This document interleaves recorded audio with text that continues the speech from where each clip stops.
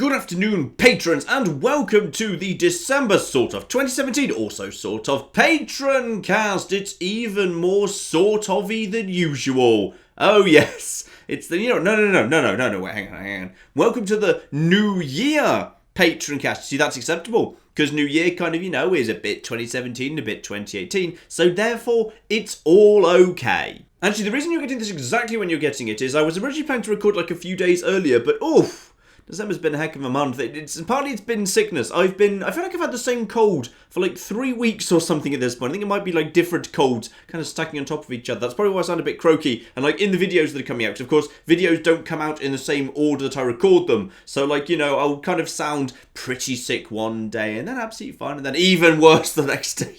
And it all sounds very odd. I think like in an upcoming like medieval 2-part, I sound pretty darn ropey, as that I recorded this morning. And I don't think I sounded great. I think I was sounding worse again today, which is not good. So I kind of put off recording the Patroncast for a few days to let my voice recover for a little bit. Because the Patroncast involves quite a lot of speaking for a long period of time. Like when I'm recording a game, because like, my editing style involves a lot of cuts, I can say something and then pause for 10 seconds and then say the next thing and etc, etc, etc. The Patroncast is a bit more intensive, so I kind of wanted to let my voice recover a little bit. I think it sounds fine now. I might still sound a little bit croaky. I feel a bit better this afternoon. So I thought this would be fine, but yes, December, oh blimey December. It's been busy. It's been busy, because December's always busy because there's events to go to. I travel around the country and I visit my family, and there's social events to attend all over the shop, and weirdly, like, more than usual this last year. I'm not really sure why, but it just felt like we had a busier December this year than last year. And then, of course, Fallout 4 went and launched Fallout 4 VR. Got that last minute, and VR games they're a nightmare to record. It's always so difficult to record a VR game and make it look good. And you're probably thinking snarkily, but John, it didn't look good. No, it didn't. Fallout 4 VR didn't have a proper spectator mode, which LA Noire VR did, which is why I say the LA Noire VR video, I think, looks a lot better in terms of crispness and not the blurriness than the Fallout 4 VR did. It didn't help that Fallout 4 VR also had some problems with its super sampling that it had to release, say, kind of a hotfix patch for, like the day after it came out. So the first 2 parts look even worse. But I think like parts 3 and 4 and the Boston's Lava Challenge, I loved the Boston's Lava Challenge. I thought that was a great little one-off video. It didn't help that didn't work, and the spectator mode was dodgy, so it had to like take a copy of what one of my eyes was seeing, and that's not perfect. Like, the thing about VR is, what it has to do, and the reason it's so intensive, is it's basically having to do the game 3 times. It's creating a version that suits virtual reality for your left eye, a version that suits virtual reality for your right eye, and then entirely separately to that, if it's got a proper spectator mode, it's also rendering the game in a traditional 2D format on a screen that's not either of your eyes are seeing, or a blend of the two, because like what your eyes need to see, the aspect ratio and the shape of things is all completely different. Basically it has to render the game 3 times in a row if there's a good spectator mode, which Fallout 4 VR didn't do, which is why it looked a bit dodgy. So that was a nightmare and threw me right off, and Claire went to France to visit her family using the vacation that she's legally entitled to because she's an employee and thus has employee rights, which just quite frankly feels unreasonable to me, but apparently that's a thing. So for an entire week I didn't have any help from Claire, I had to do it all myself, so none of that was fun. And then in the middle of it, Patreon said, you know what, we're going to make Patreon terrible. Luckily, we were able to fight back against that one. So they did climb down and apologise on that one and try to make it right. So that's good. So, it's a shame we probably lost a few. In fact, I know we've lost a few people over this month. But maybe after Patreon back down, some of you might have come back. If so, welcome back. It's fine, don't worry, it's good now, we fixed it, and hopefully we won't let something like that happen again. Good month though, I think we've had some really fun videos this month. Like the one-offs I think have been really nice, like Rodina. Disassembly 3D I think is a brilliant video. Abandoned Ship I think is great, and I'm really glad we found that. Fallout 4 VR was fun. I think the Boston's Lava Challenge was really, really fun as well. Tiny Metal was spectacular. That was just great bloody fun. Train Frontier Classic is not a good game, but I think I made a really fun video out of it with the weird Brucers. I don't know why they were Brucers. They were just Brucers. That was weird. Yeah, I think we've had some really fun one-off videos. And then I decided to finish off the last few days by playing Star Wars Battlefront 2. I didn't realise the reaction was going to be so strong. Didn't realise that. Like, I knew it wasn't a popular game, but I thought people were able to, like, separate in their minds, hey, the game and what EA did versus YouTubers that cover it when they are specifically saying, hey, I don't like what EA did, and etc, etc. But, that caused some controversy.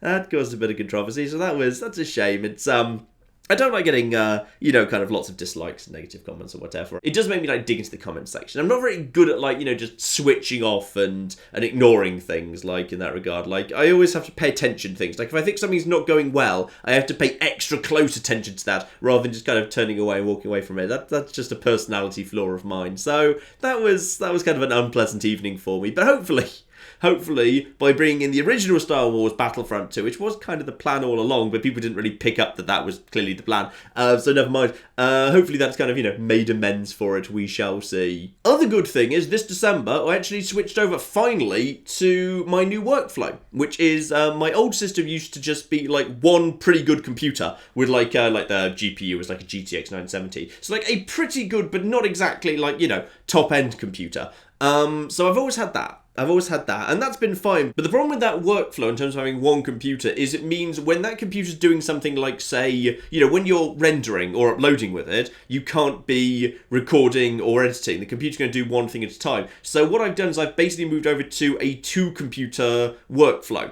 So what I've basically got is, Claire obviously has her own computer, and I've got two computers, so now, like, between the two of us and three computers, like, we can have multiple things being recorded and edited and rendered simultaneously. So the workflow just works a lot better. Plus, in general, this computer's just a lot more powerful. And I kind of needed it to play Fallout 4 VR and LA Noire VR, because both of them are pretty intensive. Like, this computer, by the way, like, the GPU is a GTX 1080 Ti. And the CPU is one of the new i9s.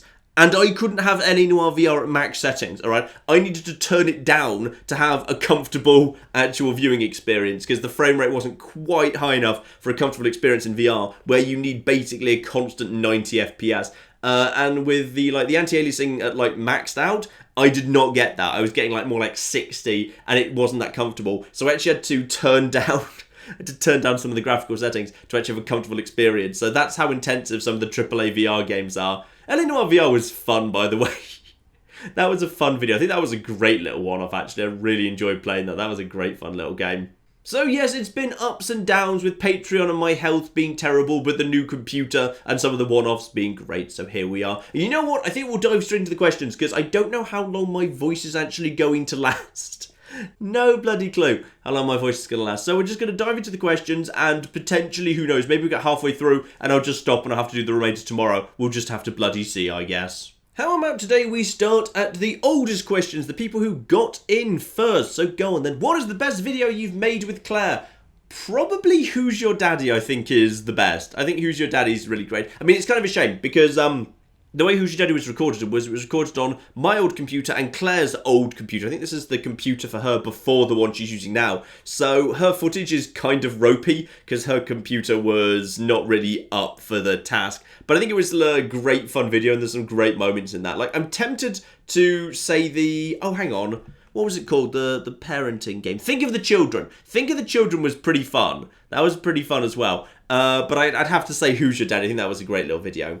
Do you have any Christmas or New Year's traditions? Not particularly. Every year, basically, Claire gets super excited about Christmas decorations and I don't. So I guess the tradition is I'm grumpy about Christmas. So Claire made a special little Bar Humbug wreath for me that we can kind of hang up. So Bar Humbug can just be present somewhere in the flat, which I do quite appreciate. But basically, the closest thing I have to a Christmas tradition is I'm the one that travels around to visit my family because my siblings have children. I have many nieces and nephews. So I travel round to them. So I go around to my sister's for Christmas Day, and very often I'll go up and visit my parents who are elsewhere, and then maybe I'll go and visit one of my other siblings and diddly-diddly-tee. Basically, I'll just travel around and visit people over Christmas. So I'm the one that moves around at Christmas. That's it's not really a tradition. It's just the way I do things, I suppose. What was your favourite video or series you've made this year? Actually, I'm going to sort of cheat on this because my favourite video this year wasn't actually a video. My favourite video this year, I think my favourite thing I made this year was actually the Kerbal Space Program stream, which was beautiful and had so many wonderful moments in it. It was just absolutely beautiful. It was a wonderful thing. If you haven't seen the highlights, seriously check them out. It was absolutely amazing. My favourite actual moment in a video, however, was the end of the Skyrim survival mode thing, where I played that. Was that early or was that the moment it came out? I can't remember. But Skyrim survival mode where, you know, mostly it was an okay video, it was fine. But like at the end, I won't spoil it, just in case you haven't seen it, but you know, there's a bit of roleplay going on in it, and then the ending is just completely out of nowhere. Like, the ending just was something I was not expecting and could not possibly have planned for, and I don't think I've ever laughed that hard at a moment in a game. It was the most beautiful, amazing thing I've ever seen. So that was my favourite moment in a video. But actually, oh, that's weird. My favourite moment and my favourite video were actually both from the live streams. Yeah, the live streams have been great this year. I've been having real fun doing them. What was the best year you've ever had and why? You know, I can't really pick, but I'm going to kind of give a, probably what some people will consider an unsatisfactory answer. I'm probably just going to say these years. Like, my life's just kind of, you know, over the past, like, however many years, I don't know, I'm so old, I can't remember how old I am. However many years, like, my life's got progressively better. Like, part of that's, like, you know, as you get older, you just, you know, you're more comfortable in your own skin and you know yourself better, but... You know, for me, once upon a time I did a job that was fine, but I didn't enjoy. Then I did a job I did enjoy. Then I did a job I enjoyed, and I started doing YouTube at the same time. Then I started doing YouTube as my job, and now Claire and I work together, both working this, and that's just kind of got better and better and better. So probably like the best years I've ever had are these years right now, which is a lovely place to be in, really. What upcoming game do you think will be one of this year's best? I probably am most excited for Red Dead 2. I think Red Dead 2 could be very, very good indeed. In terms of games, I'm not necessarily convinced they're going to be amazing, but I'm still looking forward to. I think Far Cry 5 looks promising, and I think Vampire could be something very special indeed. Happy New Year to you both and Tabby! With the release of Empire Divided for Rome 2, are you considering it for your next Total War playthrough? It is in contention. It's not currently the frontrunner. I am having a think about this, actually. This is still very much... not decided, not quite decided yet, because, wait, when you actually see this, or rather if you're watching it the moment it becomes available, or listening to it the moment it becomes available, then Warhammer, Total War Warhammer 2 will be almost done. That ends this coming Tuesday. So then we'll be back down to the normal amount, just one series of Total War. That'll be good. And then once Medieval 2 is done, then at that point we'll start something new. I'm thinking of a different Total War game, not Rome 2, but I'm also half considering, don't hold me to this is just something I'm just playing with as an idea, I'm half considering maybe letting Total War have like a little bit of time off in favour of something a bit more paradoxy. You know, people have been talking about Crusader Kings 2 for a long time. I've been thinking about it. I don't know whether it would make a better live stream or a series. I'm thinking about it. I don't know. I think Crusader Kings 2 is definitely sneaking closer. I need to consider whether I want it to be an imminent series or not, or whether I'm happier doing a different Total War instead. But they're both in consideration right now. Do you have any New Year's resolutions? You know, I don't actually. I'm very bad at remembering to make them. Probably if I did, they'd just be related to, you know, make the channel better and whatever, because I'm very boring like that. It would probably just be related to the channel. Who is my favourite Greek or Roman inventor / philosopher and why? I've always been fond of Plato, and it's for a very kind of... for a very cheaty reason, which is Plato is very, very easy Greek. Plato is ludicrously easy Greek. Like, even as someone who's, you know, when you're fairly young into learning Greek and you haven't actually done that much Greek yet, Plato is still quite readable. I find Plato very, very easy to understand and get your head around in the original Greek. So, probably Plato, I always was kind of fond of him because I started reading him a lot younger than I was able to read a lot of the other Greek and Roman philosophers, just because the language is very accessible, which is kind of nice. If someone wanted to start streaming or YouTubing right now, would your advice be generally encouraging or generally cautious? It would probably be caveated encouragement. Because the thing is, when I started in 2013, like, the consensus, if you asked on, like, you know, Let's Playing or YouTubing forums was, hey, if I'm starting today, can you still be successful? It's like, no, you can't. It's far too oversaturated, and the big YouTubers have got it all locked down, and you'll never be able to succeed, because and, like, you know, 4 years, 5 years, wait, 4 years, no, 5, well, technically 4, but coming up on 5 years since then, and some of the old guard have gone away, and loads of new people have risen up who we hadn't heard of and didn't exist back in 2013, and loads of people have been successful, loads of stuff has changed, like, people will always say, oh no, you can't, it's far too busy, it's far too crowded, but, there'll always be space for some people. I definitely think it's a lot of hard work. Like, if you just want to do it as a career because you think, oh, this way lies riches and so forth, there's a lot of work to it. Like, it's something you can expect to do basically for effectively no reward for years.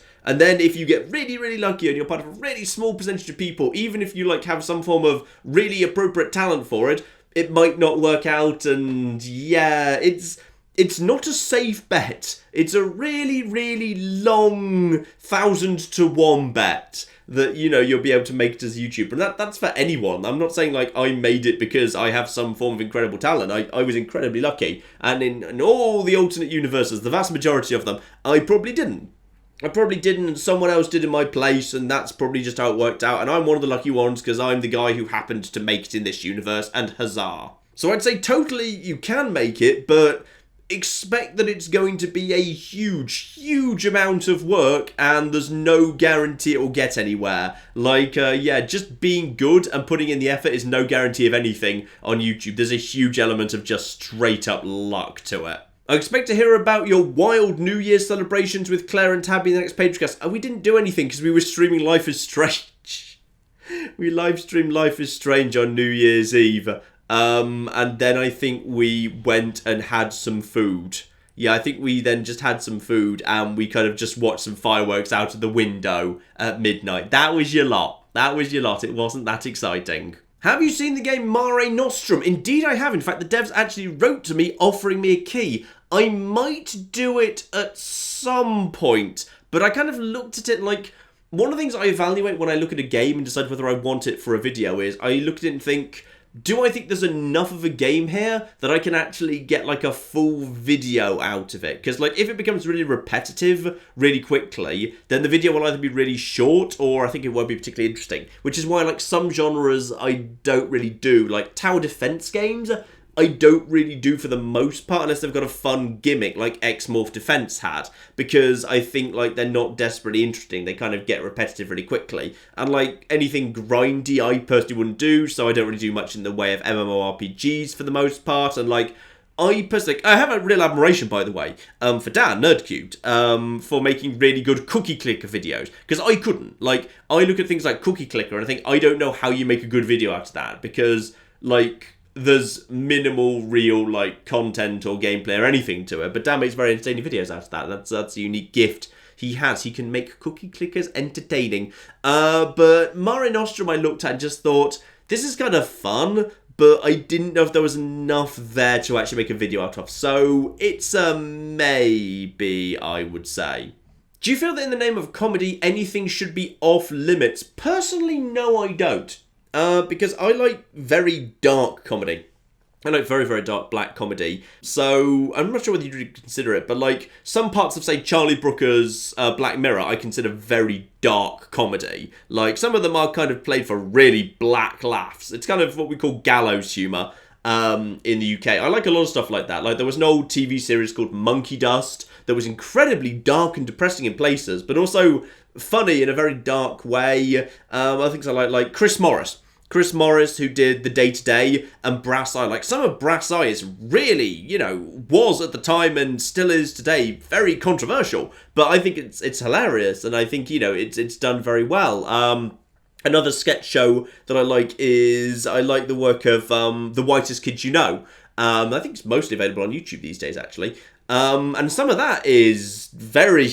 very controversial and touches some very dark topics, but I think some of it's very, very funny and very, very well done. So I wouldn't say I have some massive principled view on this, but my view has typically always been actually anything can be made funny, and if something can be made funny, that's fine. I think there's some things which, though technically there's a difference between something, is it okay for something to be comedy, and should something be comedy? I would never agree with, hey, it should be banned to make a joke about something, but I would probably say if you do make a joke that's a particular tone or about a particular thing, then you'd better make sure you nail it. Otherwise, everyone else is going to use that lovely freedom of speech you're hiding behind to tell you what an arsehole you are, and that's fair and right and proper. So, yeah, I guess my view is basically everyone should be able to, make a joke about what they want, but make sure you make it funny if you're going to be making a joke about something controversial, and don't be surprised if other people use their freedom of speech to call you out on it. Have I heard of Dominion 5 and will I test it? Ooh, Dominion 5. Doesn't ring a bell. Claire, add it to the list. Do you plan to play any other Paradox Grand Strategies? Funny you should mention that, I did mention it earlier. Also, have you heard of a new city building game called Universim? No, I haven't, but one city builder kind of that I'm keeping my eye on right now is actually the new Paradox kind of Mars building game. What's it called? I think it's called Surviving Mars, if I recall correctly. That looks really good. I'm keeping a really close eye on that one. Now that you've played Fallout 4 VR, do you think a Fallout 4 VR YOLO run-through would be possible? In theory, yes. In fact, actually, just based on how completely bloody broken the teleporting makes the game, probably it will be a lot easier, because it will be a lot easier to just kind of glitch through locked doors and get weapons early and kind of, get on top of things and glitch through load zones and all sorts of things. It'll probably be a lot easier, in fact, but I don't think it's something people want to see, because generally for the viewer on YouTube, VR is not always the most comfortable experience, so I'll definitely be doing it in normal, not VR. When will we see more Tiny Metal on the channel? Oh, I am almost certain that'll be a live stream at some point. How do you stay motivated to do YouTube and just in general? It kind of comes to me pretty easily, actually, because as Claire regularly criticises me for, I'm one of these people who, I don't know the term workaholic, because I don't think that accurately kind of sums up what I am and what I do. What I am is I'm someone who's very bored if I'm not doing something. It doesn't necessarily need to be work. I need to do something, like to keep myself occupied constantly. And I have real problems like stopping myself thinking. So sometimes, I find it difficult to fall asleep because I can't stop thinking about things. For me, like, if I know I have, like, on my little schedule that I keep in a Google Calendar, just kind of says, hey, there's all these videos that need to be made for the next few weeks, then, like, it's not difficult for me to sit down and say, okay, I'll make those videos then, and now I've recorded them, I'll edit those videos, and all of that. Like, that doesn't really, it's never been hard for me. Like, the difficult thing would be if I, probably the difficult thing for me would be to go on holiday and not do anything. I'd be bored if you sent me off to like a sunny resort somewhere and like all I had to do was like sit on a lounger by a pool. I'd be bored out of my flipping mind. Like it gets to the stage like, if I'm not doing anything for just a minute, I need to be watching a video or reading a book or doing something to keep myself stimulated constantly. So like in that regard, like it's quite easy for me to stay motivated because I can just turn my attention to something. As long as I'm doing something, I'm pretty happy. Not that I'm saying that for me YouTube is just something to keep me, off the streets from stabbing old ladies or something. But, I personally, like, motivation is not really my problem. My problem is relaxation. Very bad at that. When you said on Patroncast 3 months ago you were done with Benno and he wasn't coming back, did you have this planned already? I absolutely did. And if you go back and listen to any of my comments about Benno, I very, very carefully phrased them. Like I said things like, oh yeah, Benno is definitely dead. And he is definitely dead. He's, he's still dead. He's now just a dead thrall. He's dead, but he's just walking around and serving me regardless. I very, very carefully picked my words to say things like, oh yeah, Benno's definitely dead. Benno's not coming back to life. Stuff like that. I always knew Benno was coming back as a dead thrall. I just, very, very carefully chose my words there. Are there any games or films that you love but never really go back to? One for me is actually Ocarina of Time. I love Ocarina of Time. I think it's a great game with some really good dungeon design that holds up. But the problem is some of it related to like the overworld and quest progression and the size of the areas and the limited scope of the world. I think some of it hasn't aged desperately well. Sometimes like, classic games that you loved as a child from many console generations ago are probably best left in the past. I think Ocarina of Time was a fantastic experience at the time, but I think, like, you know, if it was released now afresh, so admittedly that's not fair, because, like, loads of stuff that was basically innovated by Ocarina of Time went on to be adopted by and improved by other games that came since, so it's not fair to go back to the game that invented it and say, oh no, because, like, you know, Z targeting and lock-on and that system that was stolen by, stolen is not a good term either, but, you know, it innovated a system of controls that went on to be, though again, Ocarina of Time didn't invent that, it just perfected it. And you know what, I'm just going to stop talking this topic. Ocarina of Time is my answer. Is there a possibility of a RimWorld series at any point? I might go back and look at it at some point. Like, I've already done one video on RimWorld. That was in the past. Like, I had an okay time with it. I wouldn't exactly say it, like, stood out to me. So I might go back and... Actually, it'll probably be a good candidate for a live stream, to be honest. Like, it might be fun to build a colony live. So maybe something like that at some point. In light of your New Year celebrations, I was wondering if you've used drugs or alcohol. Blimey.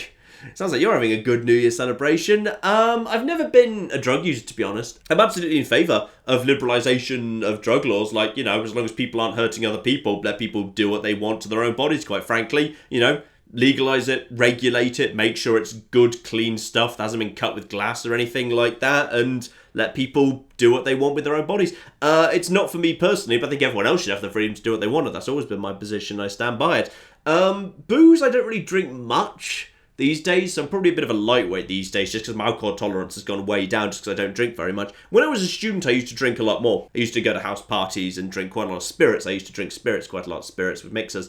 But not so much these days. Like, when I stopped being a student, I just kind of stopped drinking pretty much. There was no, like, you know, reason for it or anything. I just stopped and haven't really started since. These days, I just enjoy a nice few civilised cocktails over a nice dinner on occasion. Happy New Year, John, Claire and Tabby. How's you? I'm still slightly ill. How's Claire? She's also ill. How's Tabby? Well, she's obviously perfect. What did you get for Christmas? Okay, most exciting thing. Claire's actually still making this for me. Claire is basically making me some nice, very attractive, soundproofing wall hangings things. So basically I can, like, put these things up on my wall and it will reduce the echo and the reverb on my recordings, so the recordings will sound nicer, they'll sound warmer, because there's two places I can record. I can record where I'm sitting right now, which is kind of in a corner right by my PC, so, like, if you can detect a slight reverb in the audio, that's kind of where that's coming from. It's because, like, my voice is probably echoing off the corner. Now, I try and do my best to, like, soften that as best I can, but there's always going to be a slight hint of it. So Claire's making me these really cool but still very pretty wall hangings that are going to have, like, proper sound dampening stuff behind it, so it's gonna basically sound a lot better. So it's a Christmas present for the channel, I suppose, but I'm still really looking forward to it. Do you think you'll play Far Cry 5? Oh, almost certainly. I'm really looking forward to it. Like, I think Far Cry has been consistently a good series. I think, like, Far Cry 3 and Far Cry 4 were both really good games. Now, admittedly, Primal was a bit disappointing. I did not enjoy Primal, but Far Cry 5 seems to be getting back to the basics of the series, so hopefully that'll be a good one. After reading Medea in A-Level Classics, which greatly reminds me of the murder of Benno... Ooh, that's interesting. I don't remember kind of riding on a chariot and there being dragons at the murder of Benno. It would have been way more awesome if there was, though. Which plays would you recommend in Greek tragedy? You know what I really love is Hippolytus. I genuinely love Hippolytus. I think it's absolutely flipping great. Really fun one. And one I don't really consider necessarily a tragedy. I guess technically it does belong because, you know, it was part of the tragic competition, but, like, it's not a tragedy as we think of them. I think, like, Sophocles' Philoctetes is a really fun play, but it's one that's almost never staged, which is kind of fun. Like, I think that's why Hippolytus and Philoctetes are both fun, because you'll never really see them on stage, so they can kind of surprise you a little bit. I mean, Philoctetes possibly suffers a bit from just a massive deus ex machina showing up at the end to sort it out. And, like, you know, loads of Greek tragedies have that, but some of them are very acceptable and they're kind of cool and, you know, they make the situation worse rather than better, and they kind of add to the tragic poignance of the whole thing. Whereas Philoctetes is a little bit of a hand wave, but it's still a really fun play with some really fun characters in it, which is kind of cool. And Hippolytus I love because I think I've seen, like, when I was at Oxford, I saw a version of Hippolytus being put on in a really small room. There was a very physical, visceral performance where the two women who were playing the goddesses would, like, you know, regularly just pause the act, just walk onto stage and just kind of basically, like, toss the other characters around, like literally slam them into brick walls. It's very brutal. Like, they were very good. I don't know if they had, like, wrestling training or something, but, you felt like these people were hitting brick walls quite hard. With some very good physical acting, so that was great fun. That was a great fun performance of it. I think it's a great play in general, because Hippolytus is a great character. Really annoying character, but still a great one. Do you think it was possible for Fallout VR to have been better if the devs had spent more time or resources when porting it, or is a large-scale VR game like Fallout 4 doomed from the start to never be able to work well in VR? Very interesting question. That's a very, very interesting question. I do think there's stuff they could have done to make it work better, and most of that would have been like doing more to basically throw out the existing UI and build a new UI from scratch. Like things like the Pip-Boy just does not work. You need to throw the Pip-Boy away. I suppose you keep the Pip-Boy because it's a cool idea. Like, it's fun to have that on your wrist. But they needed to rethink how it worked in terms of, like, the tabs. Because having multiple tabs with sub-tabs within them, no, that just was not working in the slightest. Or possibly, like, maybe Fallout 4 in its current form wasn't going to work. But, like, a big open game could have worked. But Fallout 4, where, you're very often carrying around loads of guns and loads of bits of apparel, and, you've slapped a different thing on each leg and each arm and your chest and your head, and you're carrying around spares, and your aid menu's got 40 things in it, and your junk menu's got 80 things in it. Possibly that was always going to be a struggle to make work in VR, full stop. I think a big open game could work, but possibly you'd need to simplify it down slightly, perhaps.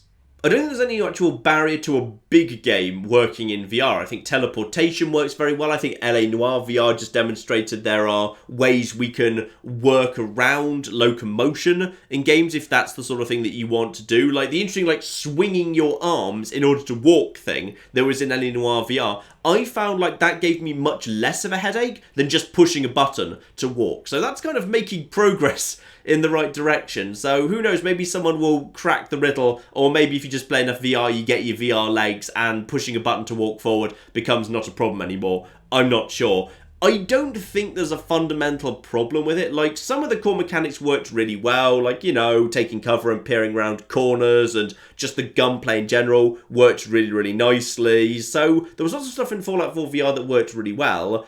I think the teleporting needed to be, and also the room scale VR and your movement when you were colliding with objects, needed to be significantly better QA'd. Because it felt like just nobody actually QA'd that with a view to, can I use this to break game flow and just basically cut through locked doors and barriers, etc. And you absolutely 100% could, which was kind of irritating. So that needed to be significantly better tested. But I never looked at that and just thought, these are like, barriers that completely ruin it for me. And I think even in its current form, it's a hugely entertaining experience, a remarkable experience. Enough problems that I don't think it belonged to my top 10 of the year, I stand by that, but it's an incredible experience to be able to enjoy. So I don't think there's any necessary problem with it. Like, I'm looking forward to Skyrim being ported to Vive, because I don't actually own a PSVR, so I haven't played Skyrim VR yet. I imagine when that moves over to Vive, if they can get that right with a bit more polish, that I think could work a bit better, hopefully. I mean, I'm not 100% convinced on that, because the thing about swordplay and shields is a gun, okay, fine. I know guns are supposed to have kickback, but, like, having never actually fired a real gun, I don't know that. That's just academic to me. Like, it's fine for me to point in a particular direction and pull a trigger and a bullet to go in that direction, and that feels fine to me. But the thing is, if you're, like, swinging a sword and it hits someone, then, like, the sword needs to have feedback to it. Otherwise, like, the whole thing goes a bit wrong to me. Because, like, if I need to swing a sword, and, like, even if I wiggle my hand really fast in front of me, the sword only swings so fast because the game is limiting how fast the sword swings in order for there to be, like, a certain amount of DPS. You can't just, like, massively increase the DPS by just wiggling your hand in front of you. And as a result, like, when you do a swing, the sword accelerates to a particular speed, like it kind of does when you're swinging something in Fallout 4 VR. For me, that doesn't really work, because then at that point, the way you maximize your DPS is you do just wiggle something in front of you, because then the game will just swing it as fast as it's allowed to swing in front of you, and then the whole thing breaks down for me. So we'll see. I might try and avoid actually one-handed weapons in Skyrim VR and maybe just stick with, like, bows and magic and see if that works a bit better for me. I have a backlog of games and have narrowed it down to 3 and wanted your opinion on which order to play them in. Okay, you see the problem is I haven't actually played one of these games. Walking Dead Season 3. I didn't even know there was a Walking Dead Season 3. I knew there was a 2. When was there a 3? Right, that's news to me. So I'm not really kind of fit to judge that one. Dishonored 2, Death of the Outsider, and Red Dead Redemption. Ooh, interesting question. Like, both Red Dead, the original, and Dishonored 2 and Death of the Outsider are really damn good games. Personally, for me, Dishonored 2 didn't quite stick with me as much as the original Dishonored did, so I'd probably say Red Dead Redemption first, then Dishonored 2, Death of the Outsider only if you enjoyed Dishonored 2, because it really does feel like a bit of an expansion pack, to be honest. And Walking Dead Season 3, I suppose, last, just because I have no way of evaluating it. Have you ever played Gwent, the Witcher card game? No. No. Because I haven't got to Witcher 2 or Witcher 3 yet. The list of Witcher games people want me to play is quite bloody long already. And then there's that new thing that those guys are working on. What's it called? Cyberpunk 2077? That's coming out in 2018 that I want to play too. Maybe I'll just skip to that. I promised Stalker months ago. I did. I flipping did, you know. Well. With Warhammer 2 coming to an end, there's going to be plenty more space for me to do little midweek mini-series, alright? One of the ones that's coming up is Dead Space, the original Dead Space 1. I would say a Stalker midweek mini-series comprised of 4 or 5 parts or something, coming in the not-too-distant future. Let's just say that's on the cards, alright? Would Knights of the Old Republic be a good idea for a stream series after Rome? I don't think stream. I think video series. Just because I'd probably want to edit out some of just like the day-to-day combat and menu and item management and just exploring if I didn't find anything. So it strikes me as a game I would want to do as a video, not a live stream. But yes, I have also been thinking about Knights of the Old Republic. I would expect to see that as a series in 2018. I've been getting into Jackbox Games quite a bit recently. It's a game specifically made for streaming. Do you think it could be a nice streaming candidate? Could be. I will need to look into it, indeed. When are we finally getting a what the hell is going on wrestling video? When I decide I can make a good one. Because, like, I don't know if, like, videos where I'm just totally confused are gonna be good videos. So that one's probably the furthest out of the things you've suggested right there. I have 2 questions. Firstly, at what point do you deploy the hedgehogs? Normally, the mildest thing I deploy hedgehogs for is nipples. The moment the nipples show up, that's when the hedgehogs show up. Obviously, any exposed genitalia also deserve hedgehogs. I think cleavage is fine and does not need to actually have hedgehogs on it, full stop. So that's when the hedgehogs show up. Secondly, what's your favourite Roman monument? Ooh, that's interesting. That's very interesting. Can I cheat and give you a Greek one instead? Because my favourite Greek thing is the theatre at Epidavros, which has got basically perfect acoustics. So if you drop a penny in the centre of the stage, you can hear it anywhere in the theatre. You can be sitting in any seat in the entire theatre and you will hear it with clarity. It's just a perfectly designed theatre and it's beautiful and I love it. Hi John, have you ever gotten hiccups while recording a video? Probably, but that's not the most common thing. I mean, it's much more common to, like, cough or, like, have my voice crack or something. I mean, that happens repeatedly while I'm making this video or this audio thing. In fact, there's a lot of, basically what you're hearing is the post-edited version after Claire's been through it and removed all of those because as I said at the beginning, I'm not well at the minute, so I'm stopping to cough quite a bit. So Claire is fortunately removing all of those coughs and whatnot, so that's much more common than the hiccups. What's my opinion so far on the new Avengers Infinity Wars trailer? Oh, I'm so excited. It looks so good. That was such a good trailer. Like, it got me really hyped up, but it didn't really spoil any of the plot whatsoever. Because it really bugs me when, like, you get a trailer that's basically got, like, the vast majority of the film and its big twists in. Like, for example, I think, like, the Spider-Man Homecoming trailers showed too much off. And I think I would have enjoyed Spider-Man Homecoming more if they'd kept more stuff, like, hidden back and they'd kept it a bit more subtle and secret and whatever. I mean, like, I don't think they needed to worry about Spider-Man not selling tickets when he returned to the MCU. I didn't think they need to worry about that in the slightest, but, yeah, there we go. I'm pretty excited for it. I'm really looking forward to it. It's going to be great, I think. Where would you like to see the channel going in 2018 in terms of game types or branching out into different types of videos? I would like to do a little bit more experimental stuff. Not like, going full on into really weird videos. Just like the odd thing that's a bit different. Because it's very easy to get comfy just doing like, some series of some nice games that I'm enjoying. And then like, a few one-offs where I just give things a look.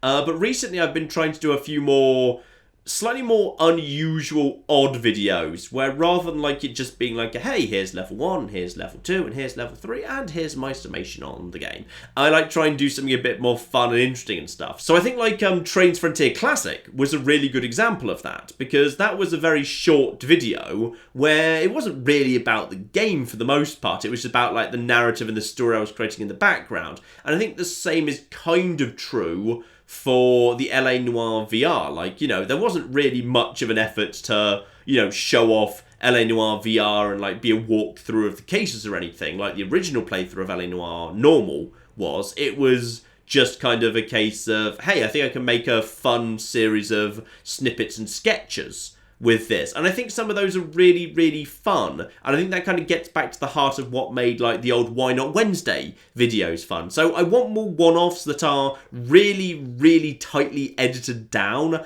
and are more funny. Rather than just being, hey, here is a game and here is a view of the first few parts and here are my thoughts on those parts. I want them to be like really tightly edited and more kind of comedy focused. So I want a bit more of that. I want some more kind of classic stuff, because I think we've recently had plenty of AAAs and plenty of indies, but not much older classic stuff from previous generations. So I want some of that. In fact, actually, I've been working with Claire on just kind of, hooking in some new technology that will help us bring back some old games and give them some new life. We've been working on that literally just today. In fact, I've been working on that. And when I say today, I mean Friday. This was recorded on Friday. So 2 days ago for you, if this comes out when I think it's going to come out. So yeah, that's roughly what I'm actually sort of thinking there. If your goal for the coming year was to simply maximize viewer/subscriber counts no matter what, how would you go about doing it? What games or series would you feel obliged to cover? Ooh, interesting question. That's not what I'm planning to do. Because, like, if I did things that just kind of tried to maximize views and subscribers, like, you'd probably cause a high churn rate, which is I could probably get loads of people in if I wanted to, but like it might annoy the existing user base.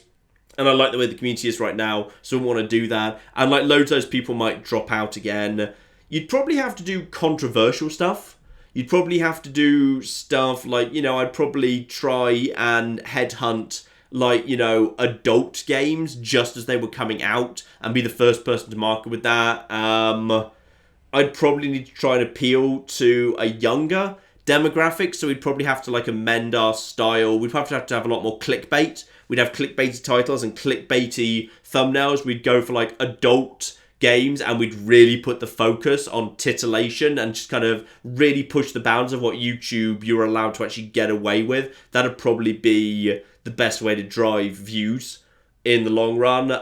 In terms of AAA releases, probably the best way you could drive views would be the moment a AAA game comes out, basically you speedrun it as quickly as you can. You put it down to its easiest difficulty and you just rush through it as fast as you can, recording it without commentary, and then you simply just take all the cutscenes and you upload all the cutscenes. And you just basically say, you upload like, say the game is called Captain Herculaneum's Electric Mango. You just kind of upload just Captain Herculaneum's Electric Mango, all cutscenes, intro, outro, beginning, end, etc. And you put that in all caps a few times, and then you spam things in the description because you're a bastard. That sort of thing. I'd say probably, you'd rush out all the AAA releases, and the moment embargo lifted, you just put up like all the cutscenes for them, if you're allowed to do that. And then for everything else, basically clickbait titles, clickbait thumbs, and adult games if at all possible, combined with a bunch of Fallout to try and placate the existing community as far as possible. I'd probably do like a really disappointing version of various kill everything runs, because people will probably still click on them anyway. So basically, this is all a terrible idea and I'm not planning to do it, but that's probably how I would. You're on a plane that crashes into the ocean. There's only enough room in the life raft for 4 of you. Who doesn't make it out of you, Julianus Vatinius, Bacon, Vigilance, or Grills Bears? Ooh, Probably bacon, because if bacon was allowed to survive with us, then I'd be worried bacon would probably just kill us eventually regardless. So probably safest to actually throw bacon out. What sort of internet speed do you get? I checked this because I saw this question. We get about 150 Mbps down and about 10 Mbps up, which is not the best in the world, but it will certainly do. What goals do I have for the channel in 2018? Kind of like bare minimum by the end of 2018, I want to have hit like 400,000 subscribers. I'd like to hit 500,000. That is unlikely. We'd need to very much step up how fast we're gaining subs to hit 500,000 in 2018, but I would love to do it. Maybe if I did some form of clickbait adult video. No, probably not.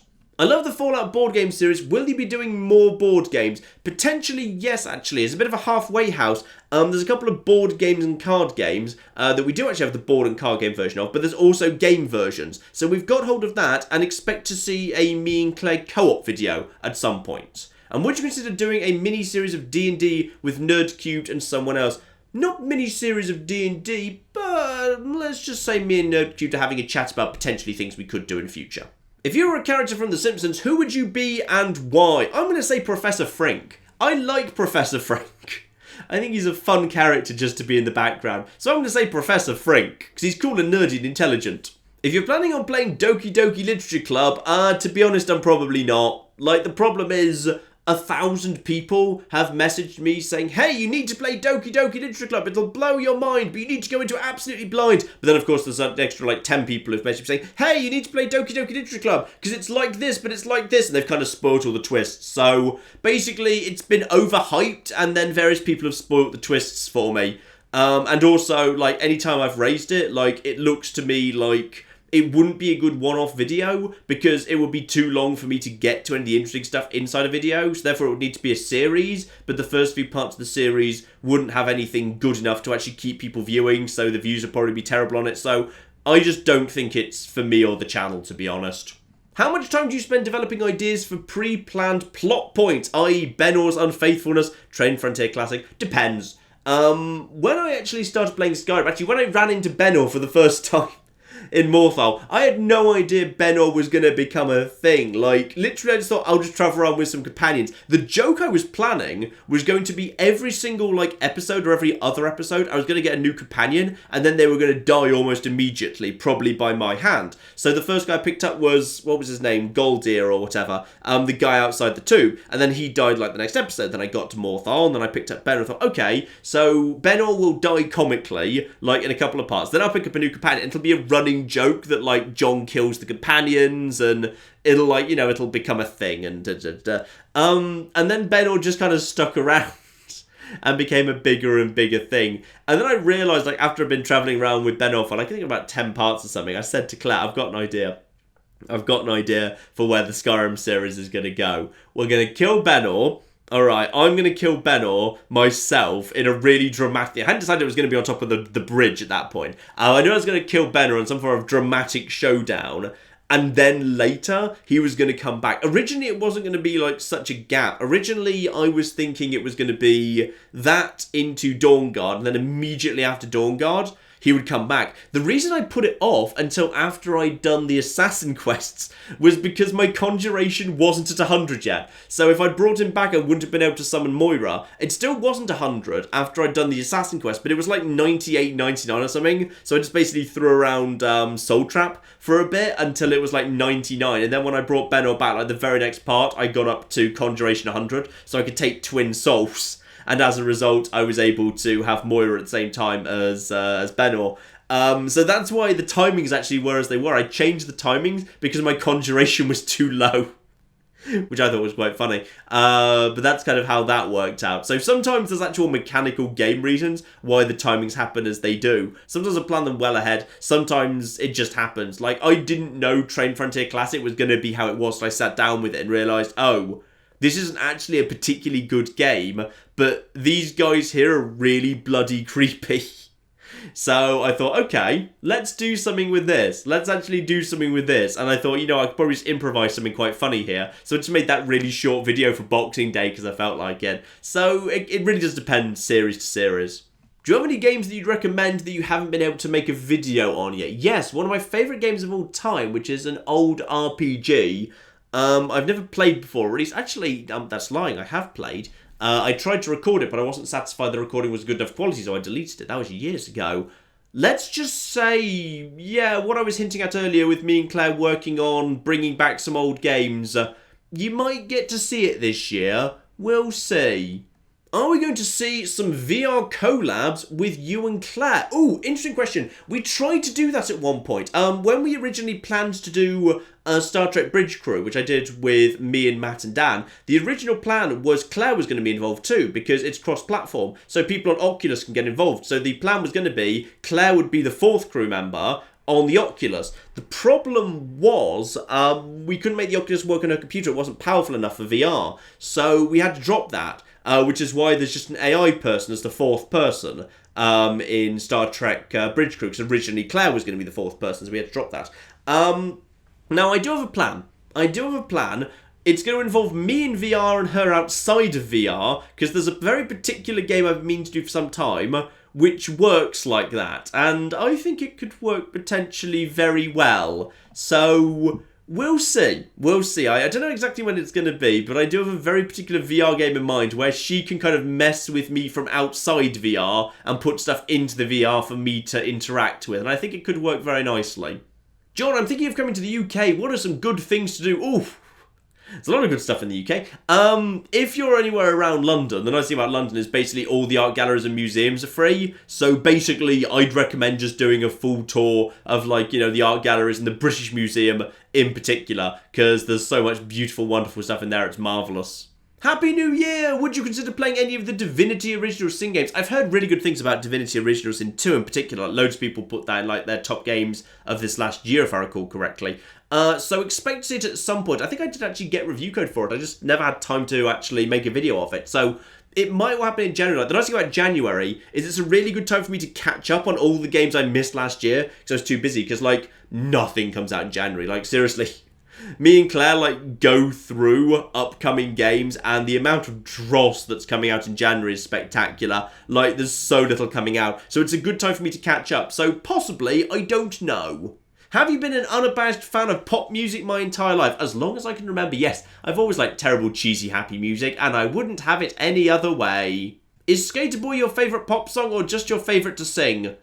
Ooh, I couldn't necessarily tell you what my absolute favourite is. It's certainly, like, I think one of the ones that most sticks with me. Like, I know it's a bit of a running joke, but I think it's generally quite a good song, actually. You mentioned some games like Fallout and Skyrim are really good at telling a small story just from strategically placing some assets, possibly with a note of some description in an area. Are there any favourites that you have? Ooh, good question.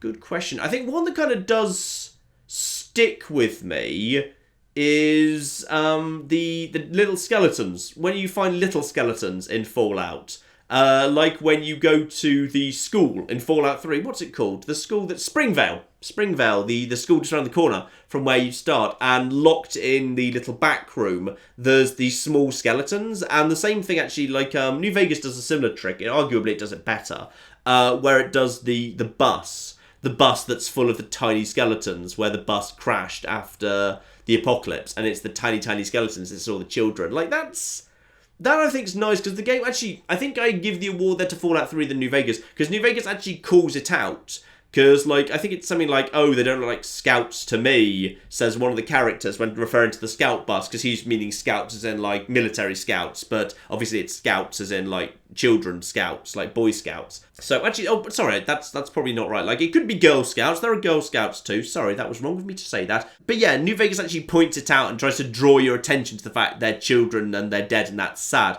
Whereas Fallout 3, they're just there in the background. There's just, like, you know, some huddled children locked in a room and that's where they died. And that's kind of, yeah, that's kind of dark. I like that. And that one just kind of sticks with me because it shows up fairly early in Fallout 3, I think. John, why do you think the software industry gets away with releasing unfinished and broken products? I find it weird as in most other industries, a manufacturer will pull a product from the market and issue a recall, even if there is a tiny proportion of defective products in the general population. the reason for that, I suppose, is just because, well, software, you can patch it, can't you? Like, it kind of doesn't, well, it does matter, but, like, it doesn't matter in the long run because it can just be patched. And as long as people expect patches to follow, I think gamers are fairly tolerant for bugs in games.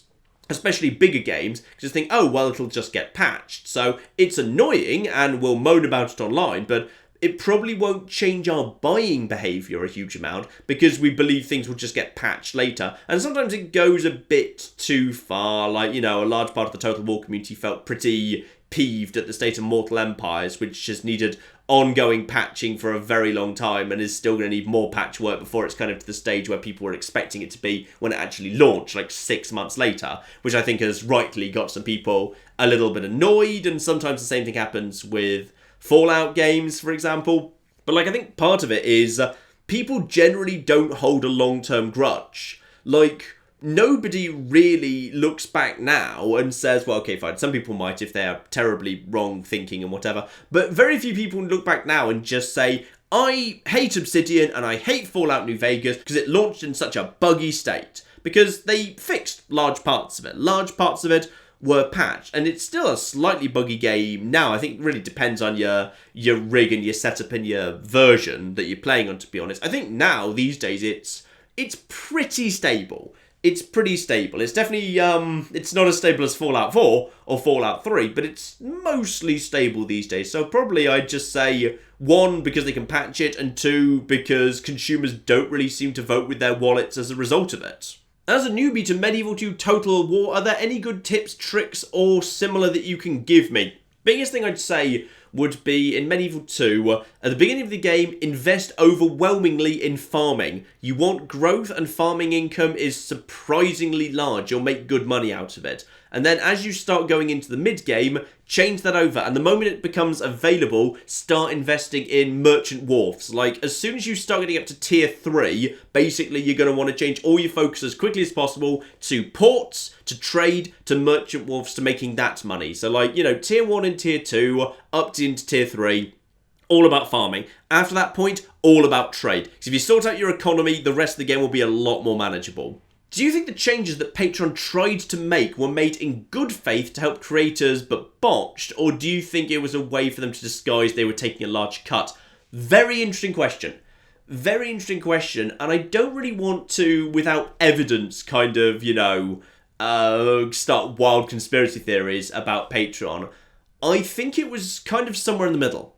I think they were trying to support larger creators who were kind of, treating Patreon as a platform in the way that Patreon wanted to be treated, which is there were proper reward tiers and actual physical rewards of some description, like, hey, I am an artist, and if you donate this much a month, then I will draw a particular picture and scan it and send it to you and diddly-diddly-dee, and you get early access to this and whatever. Like, I think they wanted those people who were really big to stick around and get bigger.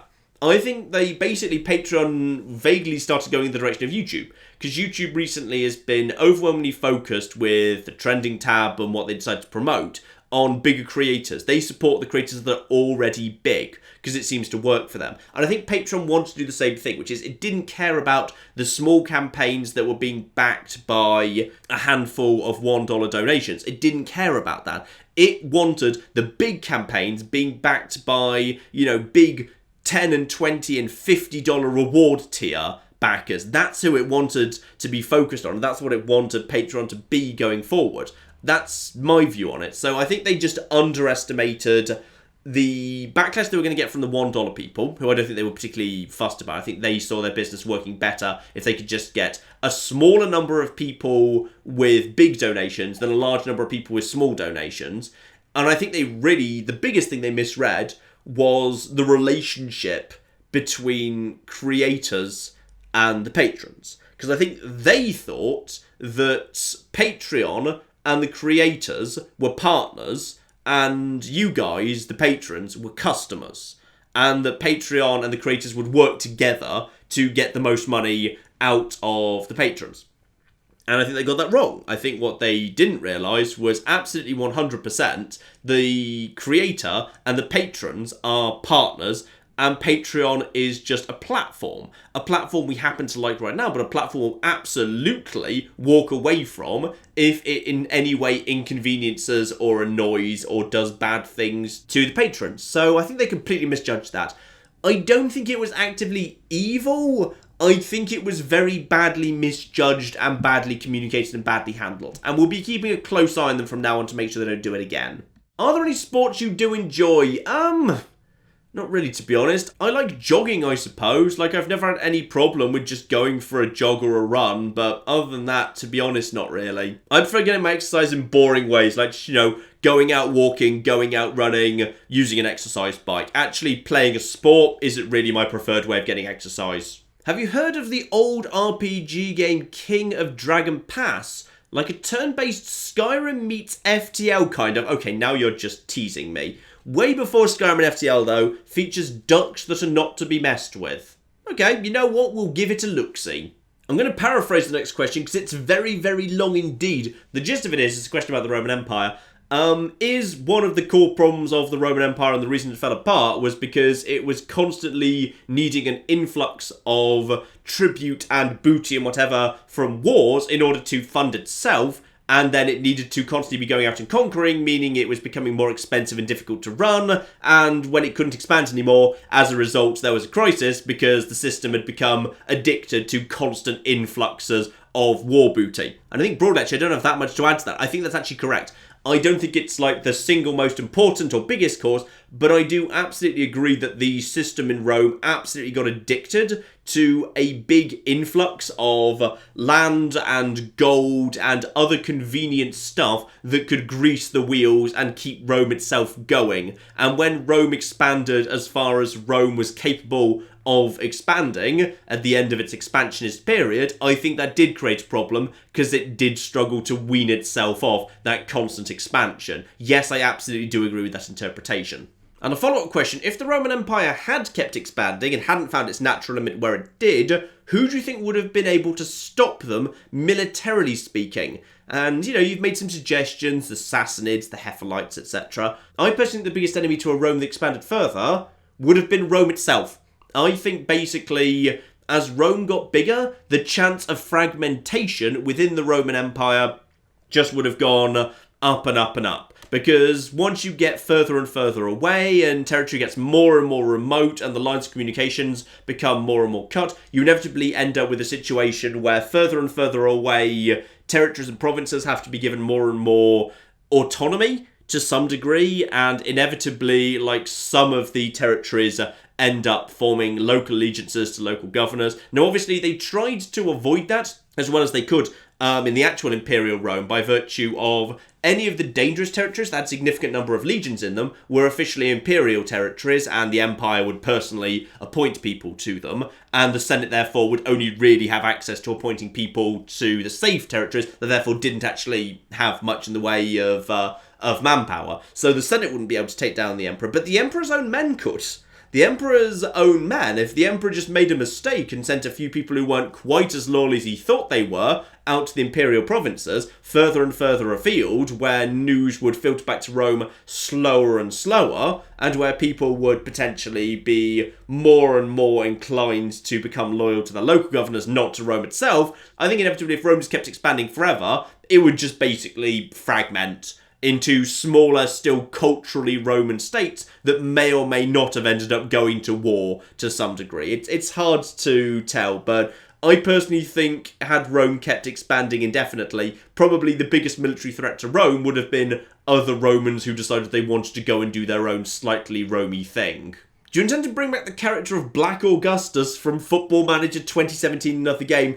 No, actually, I think she was a good one-off joke, but I never really saw her as a recurring character. Have you heard of the theatrical adaptation of Robert Harris's Cicero trilogy, which the Royal Shakespeare Company are running at the moment? It's called Imperium. Saw them over the holiday period. I think they'd be right up your alley. That does sound fun. I didn't know they'd been adapted. I've read all the books. I've read all of Robert Harris's Cicero books, and they're very fun. They're not brilliant, to be honest, but I think they're perfectly good. I'm not saying they're bad. I think they're just kind of, they're good but not great.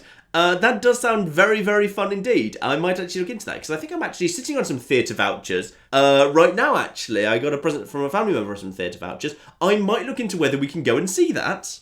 You should play the Undead Nightmare DLC for Red Dead Redemption. I was thinking about it, but, like, it felt like I didn't really want to do it, like, straight after doing the original Red Dead Redemption. I kind of wanted to leave it a bit. Like, what I'll probably do is I've done Red Dead Redemption. There's going to be a pause now. When Red Dead 2 comes out, we'll do that. Maybe after that, I might go back and do Undead Nightmare. We'll see. I might do that anyway. How large is your Steam library? Ooh, good question. Let's find out. Hang on.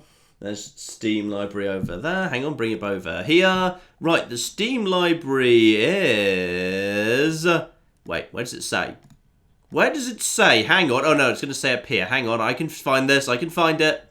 Games 753. Honestly, that's less than I thought, and that includes 53 VR games. Do you think Mass Effect would make a good film series? No, actually. I think Mass Effect makes a good game series because it's at its best when it forces you to make choices and accept the consequences of them. I don't think it would necessarily be a good film series. I think that would kind of miss the point. I think it would be an adequate film series. It doesn't strike me as one that is an obvious candidate to be a great film series. I want to draw more this year. I'd like to suggest some suggestions. I want to see a dapper penguin. Show me a dapper penguin. A really dapper penguin. I plan to attend any UK conventions in 2018. Just the usuals, EGX Res and EGX. In this new year, can we expect a cessation of hostilities with the Cult of Clare? We've always been at war with the Cult of Clare, and we will always be at war with the Cult of Clare. You know this is how this is. Hi John, I was wondering what microphone and camera you used when you were recording the board game playthrough. Oh, blimey. The microphone was my usual, which is a Blue Yeti. The camera we borrowed. I'm going to hand over to Editing Claire at this point, who can tell you because she will hopefully remember. We actually used two different cameras to record that video.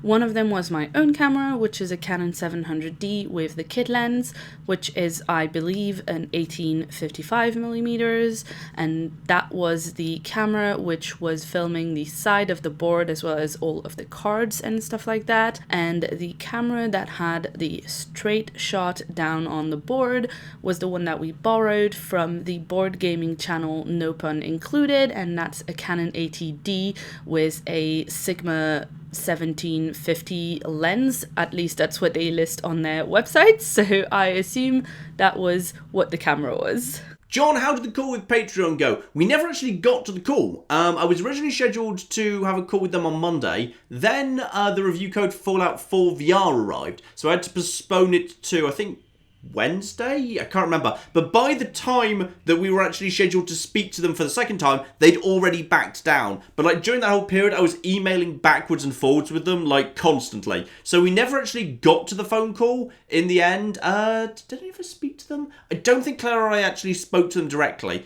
But we did do a lot of chatting with them via email. So hopefully that did help, because a lot of pressure was put on them by various creators and also patrons. So, you know, good job, team. Good job. Take your pick between Red Alert and Total Annihilation. Ooh, what's Total Annihilation? Okay, I know what Red Alert is, so I'm going to go for Red Alert. Was Total Annihilation also a Command & Conquer game? I can't remember. My first game, unlike the first computer I had when I was a kid that actually had games on it, was... Actually, I got really lucky because I didn't know anything about games. These were just random CDs. They like came in a little kind of box set of games, which contained both Roller Coaster Tycoon 2 and Worms Armageddon. Two utter flipping classics that are great to this day. Coaster news! Temporarily on hold.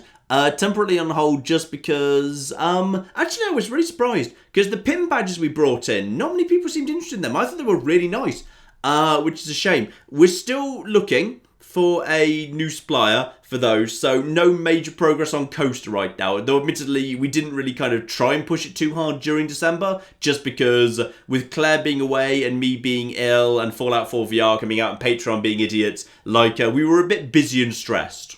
Could you do a Renowned Explorers live stream? I could do, and I agree, it's a good game for the format. However, I think there's a big queue of games I want to do for a live stream, and Renowned Explorers didn't exactly go down desperately well as a video. People didn't seem that interested in it, so probably not for a while, if at all. I honestly don't know. Well, that's a fun question. Have I tried Epic Battle Simulator or similar games to see how much my new computer can actually manage? I have not. The most intensive thing I made it do was VR games, because I consider VR games like a good benchmark for really intensive, and it did Fallout 4 VR beautifully, and my old computer did not. So, you know what? I'd say that's a good enough test. Any chance we'll see more of The Witcher on the channel? Oh, I wouldn't bet against a Witcher 2 miniseries at some point this year. Not imminently, but I wouldn't bet against it. In your discussion on Praise Your Top Game 2017, people brought up System Shock 2 as a comparison. I played it a bit. I played it a little bit back in the day, but it was a long time ago. It was an awful, awful long time ago. I think it just got remastered by Night Dive Studios, the same guys who've been remastering various classic games. So, yes, actually. In fact, I think I actually requested a review code, but we never got it. So possibly I'll just go and buy a copy of that at some point. We'll have to flipping see. I also assume its absence from the list meant you never actually got to play Legend of Zelda Breath of the Wild. Its absence from the list was because I don't own a Switch. So I didn't play either that or Odyssey. So that was arguably a bigger barrier to it not being on the list. I didn't play either of the big Nintendo releases this year. John, what are your tips for learning classics, Latin and ancient Greek? Pretty much just learn the basic building blocks first.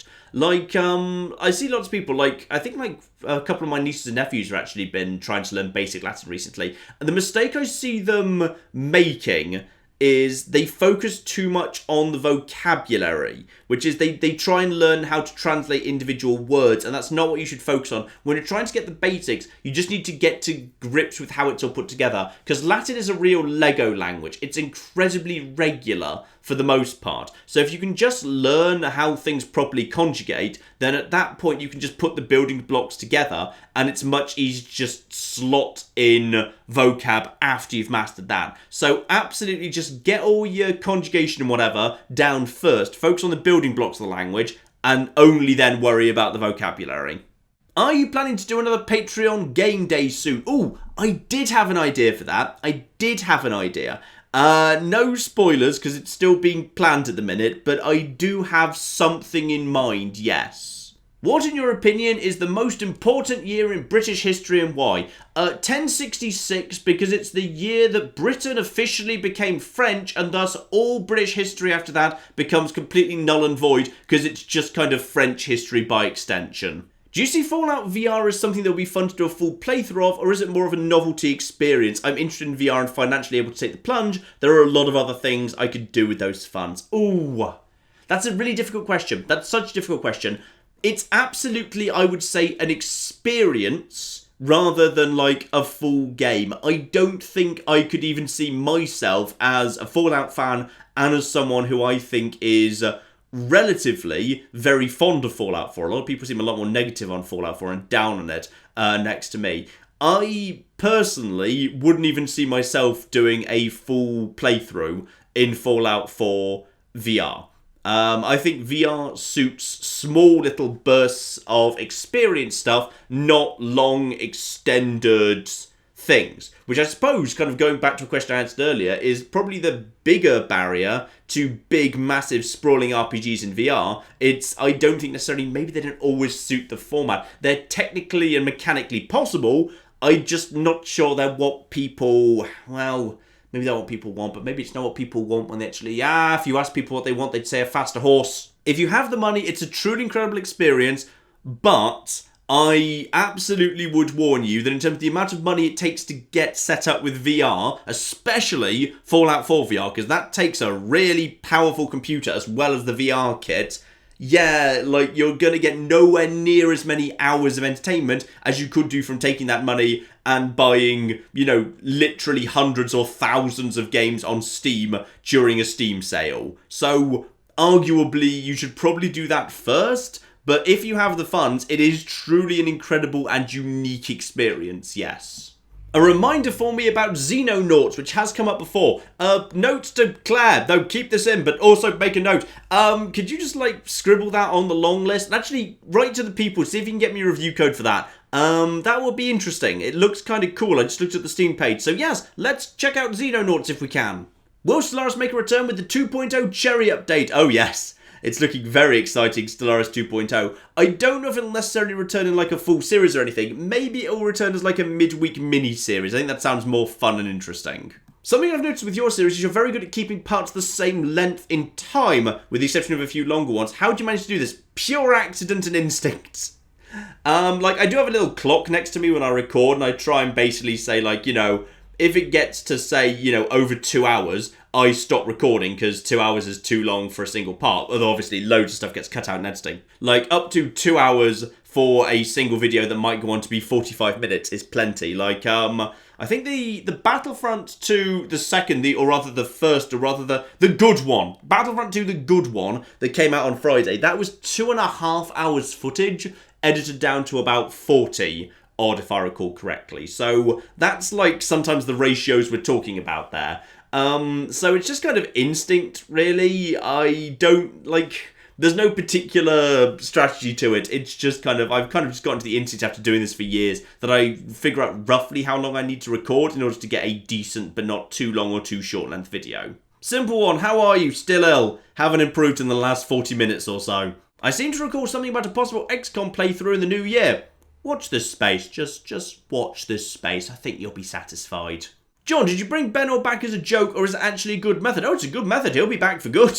Dead thralls just stick around forever, unless, of course, they actually disappear when you're fast traveling. So, at this point, fast traveling becomes something I'd have to drop a save before I fast travel, then make sure everyone actually made it. So it can be a little bit fiddly, but it's worth it, damn it. Benno's worth it. Fallout 4 You Only Live Once, are we considering herbal resistance drugs against the rules? No, those are absolutely legitimate in the same way that Radex is legitimate, or other things that mitigate damage. I'd say Medex, Radex, herbal resistance drugs, absolutely fine. Though admittedly, given illnesses just seem to strike you completely at random out of the blue on occasion, I'm not sure they'll be that useful unless I'm just constantly eating herbal resistance drugs. Though I suppose technically just doing a whole bunch of them just before I go to sleep is probably a good idea, because when you're asleep is very often when you seem to develop illnesses. I have family that live in Britain. I'd love to see the history of not only the UK but of Europe. May I get a rough MATN travel guide through history? Oh, blimey. I'm afraid I'm not the right person to ask. I'm actually fairly poorly travelled. I'm not much of a traveller. I don't like travelling. I don't like airports. I don't like aeroplanes. I don't like confined spaces in general. So I don't travel that much. I've been to Italy and to Greece on several occasions, many occasions in fact, on classics-related seeing things. But I haven't actually done much travelling around Europe in general. I've got several friends who are much better travelled than me, so I'm afraid you'd be much better referring to various touristy travel-y books rather than asking me that one. Do you not have a high opinion about adult visual novels? I don't for the most part, because the ones I've kind of done as a bit of a joke on the channel, one of the things you've noticed about visual novels is they have a high incidence of what feels like just straight up laziness. Which is, they've got branching options, but the branching options don't really seem to go anywhere.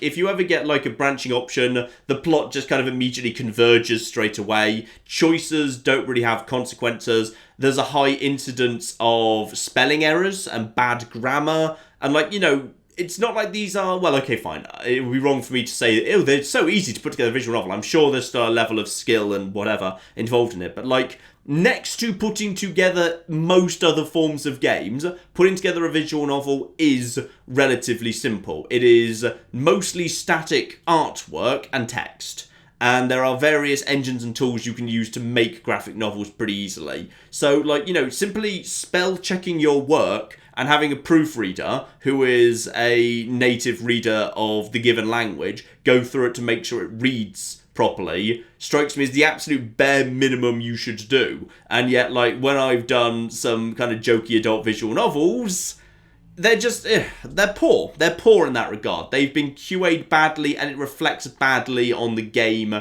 and the devs and the writers and whatever. So that's just my experience. Some of them are very good, and some of them have a lot of effort put into them. Panzer Madels had clearly a lot of effort put into it, a lot of thought put into it. There was a lot of branching paths that actually seemed to have consequences. The jokes had a lot of thought put into them. The endings were interesting and creative. It actually made me laugh. I liked the comedy in it. So the stuff that's good, but I think it is a genre where you can be lazy and where a lot of people are. I was curious about your fear of heights now that you've started doing VR. I noticed in the last video for Fallout 4 VR, you didn't sound scared anymore. I suppose, like, when you're in slow-mo in VATS, it mitigates it. Like, at the beginning of, I think it's, like, part 3, when I fell off the tall thing, that was still pretty bloody terrifying.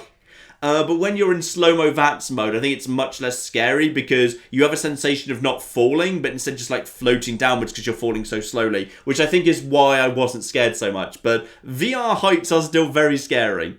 How did Tabby fare with the New Year's fireworks? Actually, despite being scared of literally everything else in the world, Tabby doesn't seem particularly fussed by fireworks, so okay, fine, whatever, Tabs. Now that you have a new PC, is there any chance of 4K vids in 2018? Honestly, I don't see much benefit.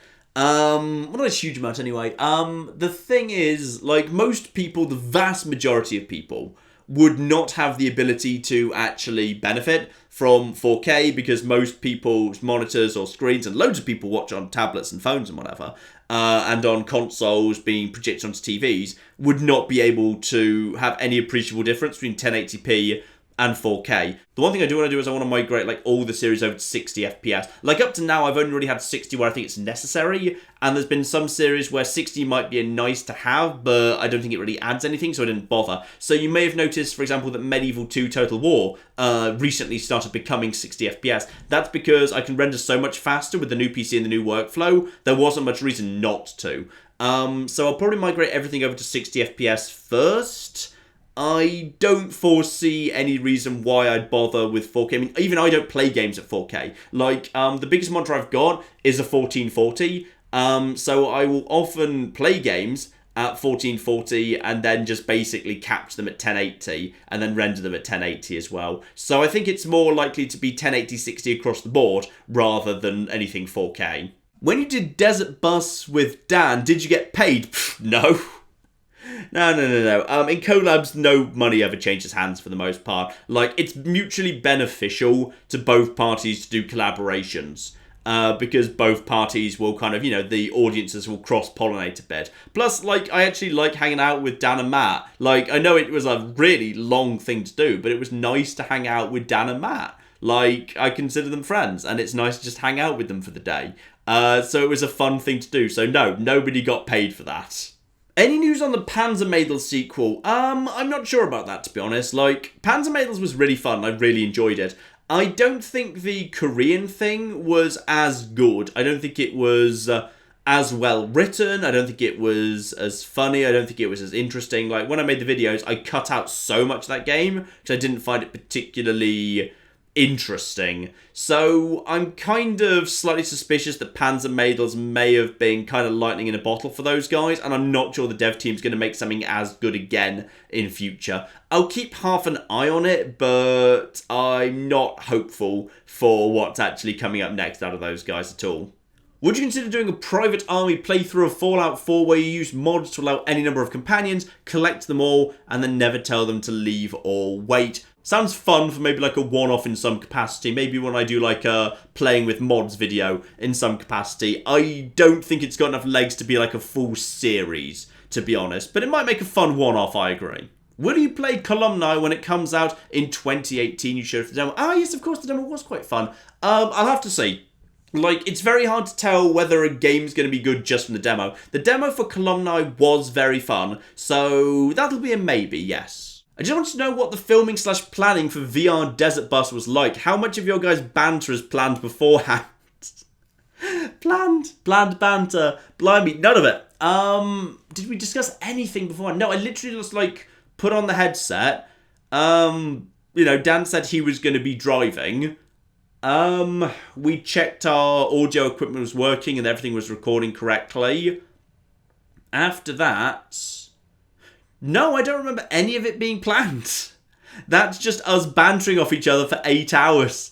Because we can. We didn't know Matt was going to have all the musical instruments in the world. I didn't originally plan to send Claire out to buy a musical instrument for me, or that we were going to make a song about YouTube being dead by the end. All of that was just improvised as we went. And I suppose that's the advantage of a good collab. Like, if you've got two people whose job it is to basically do improv comedy to the setting of a video game, and they also know each other very well and can bounce off each other because they know each other's personality, and we did a lot of podcasts together, I think it's easy to come up with 8 hours straight of unplanned improvised banter that some people can do and think, oh, they must have planned that ahead of time.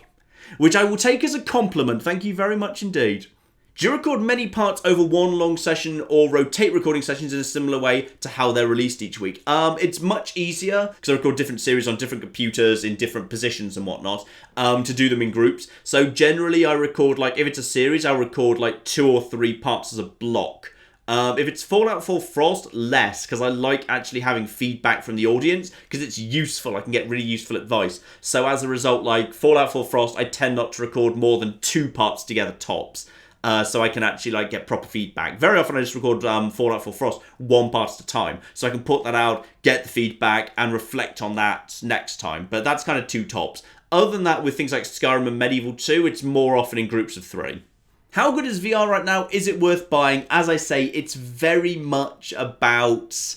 It's an experience, that's what it is. It's an experience, and it's fun, it's a novelty, and it's truly incredible and unique, but I think there are many better things you could spend your money on if you have a finite pool of limited money to spend on entertainment and you're trying to get good money's worth out of that.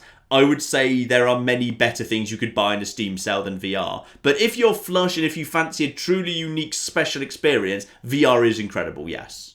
Awesome to see you play Fallout the board game. What is yours and Claire's favourite 2-player board games? I love Galaxy Trucker, though it's better, I think, with like 3 or 4 people. I think Claire's favourite game is 7 Wonders, but again, I think that works better with like 4+ people. For 2 people, actually, I just got Claire for her birthday, in fact, a 2-player board game, 13 Days.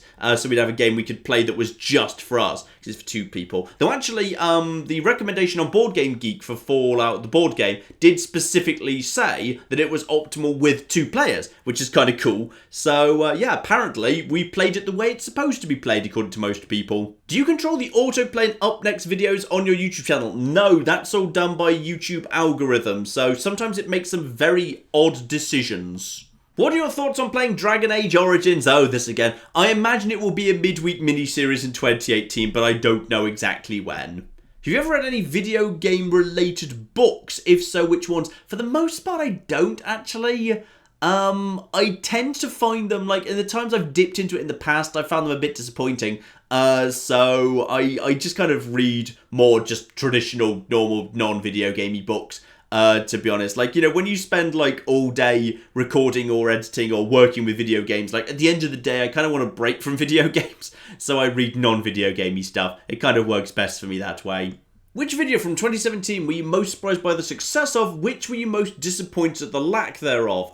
Most surprising was actually Atom RPG, where I played the little demo they sent me, and I thought, okay, this is a niche interest thing, an old school top-down RPG for Fallout fans and old school, and now it's like sitting at like almost 300,000 views.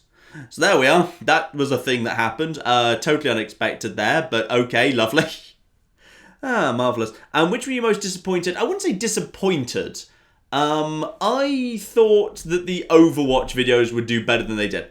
I know I wasn't very good at Overwatch, but there was a lot of effort put into some really fun stuff there. Like, you know, I did a big collab featuring some fairly nice, fun names. Like, you know, one of the flipping Overwatch videos had Emma Blackery in it. We said Emma Blackery and Matophobia in a video. And it basically got almost no views because people seemed completely uninterested in Overwatch. Apparently the Overwatch fans had all turned their noses up because I was too terrible at Overwatch. They couldn't bear to watch.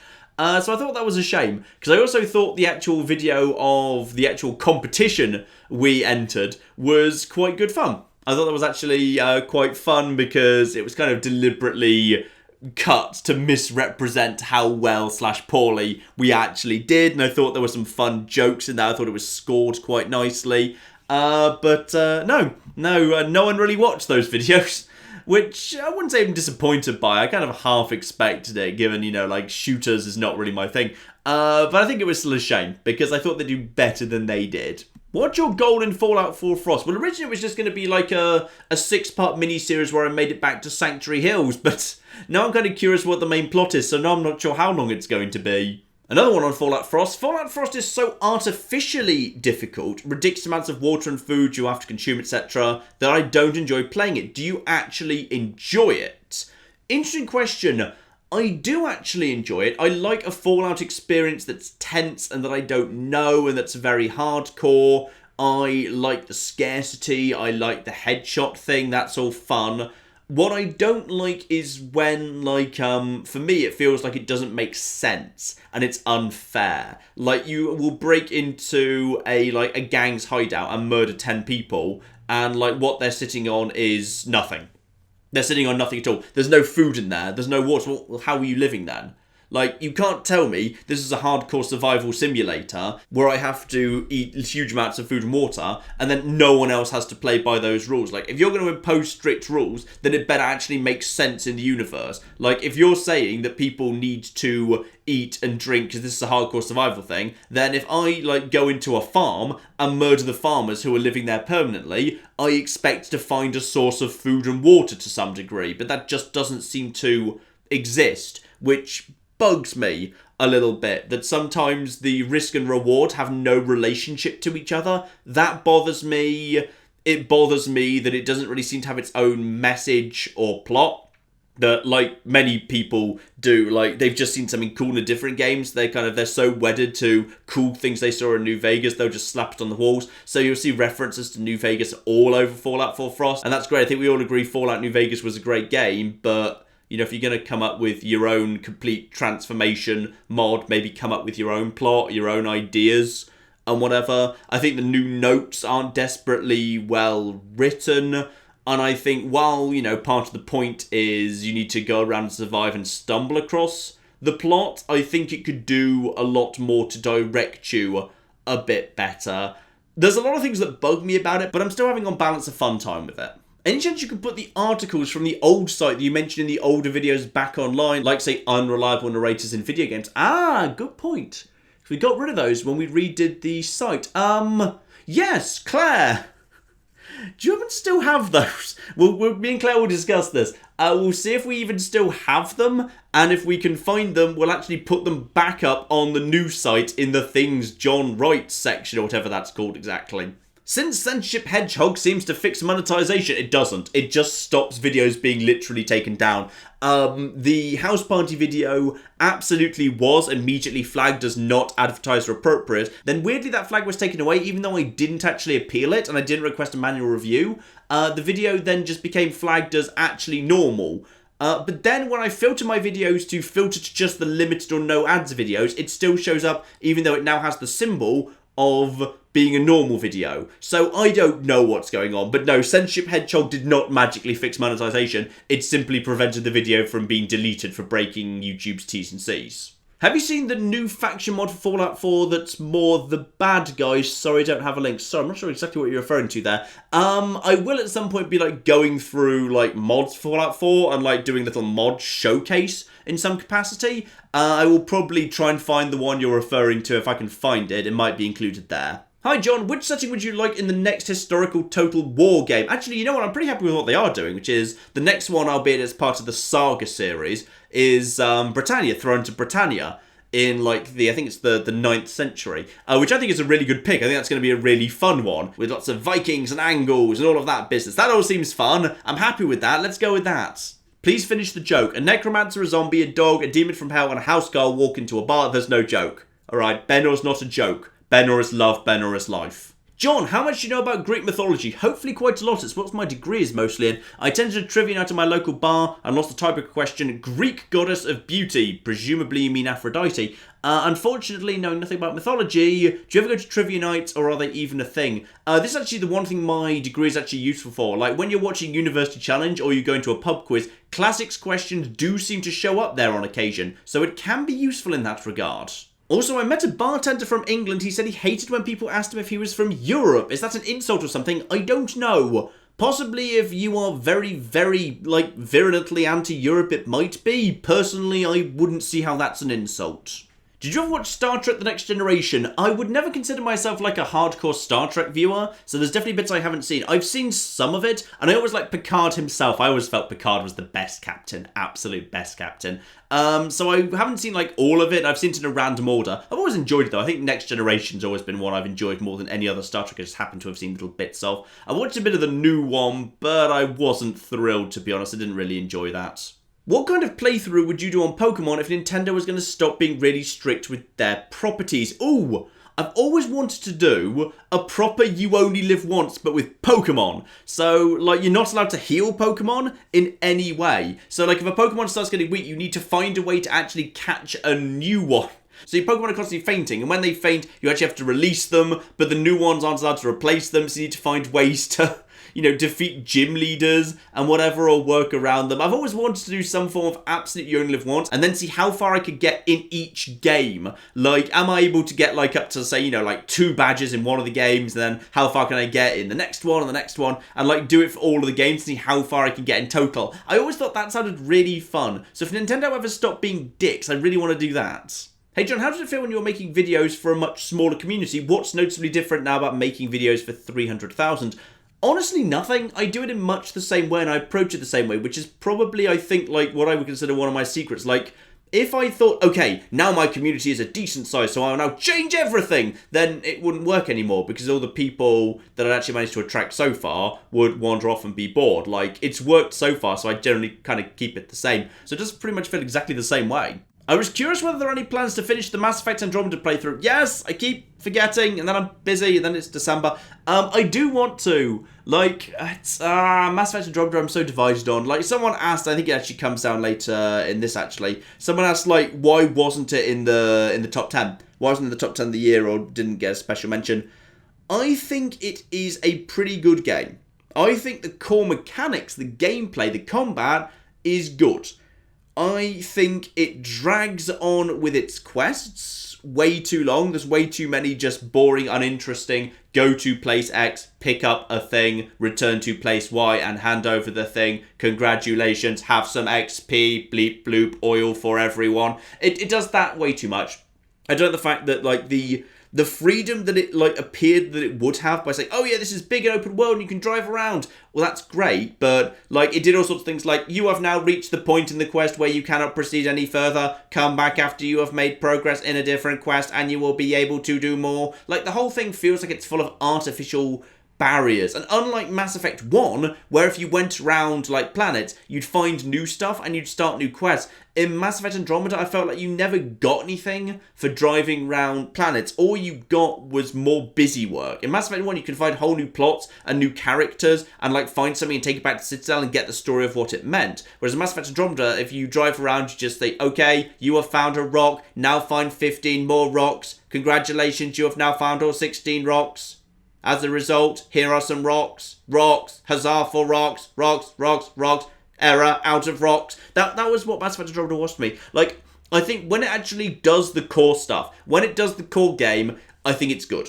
And I think the script mostly works, and most of the characters work, and I like how Ryder is completely different to Shepard, and there's lots of stuff I do like about it, but there's also lots of stuff that really bugs me about it. So it's very much a middle-of-the-road game for me, and I'm kind of glad they've basically said, you know what, this isn't working, we're going to start again with something else, and they're just going to try something else with the Mass Effect franchise, rather than kind of forcing that one to limp onwards.